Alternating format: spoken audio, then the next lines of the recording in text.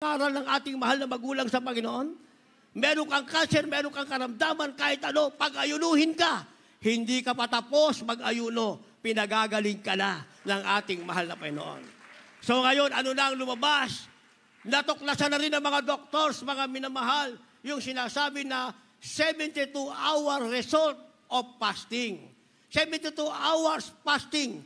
Merong tinatawag na good result. Inisa-isa nila. What is the result of 8 hours fasting? Sasabihin nila. Pagkatapos, another 8 hours hanggang sa 72 hours, gagaling na yung karamdaman.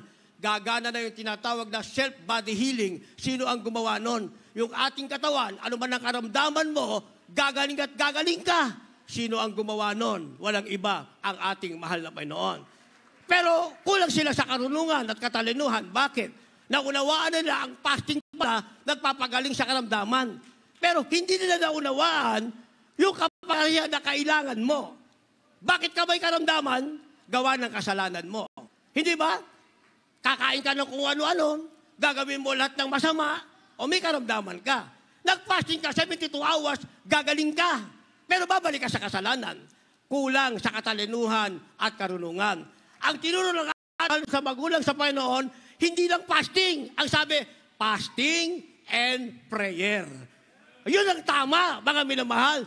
Mag-fasting ka with prayer dahil nananalangin ka, nagkakaroon ka ng galit sa kasalanan, nagiging matibay ka, may kapangyarihan ka. Paggaling mo, hindi ka na babalik sa kasalanan na takot na takot kang magkasala. Gigil na gigil ka na gawin ang kalma ng mahal na Panginoon at yung kagalingan mo, hindi pa samantala lang, makailanman na magpapatuto ka. Sasabihin mo, ang Diyos ang naging sa'yo.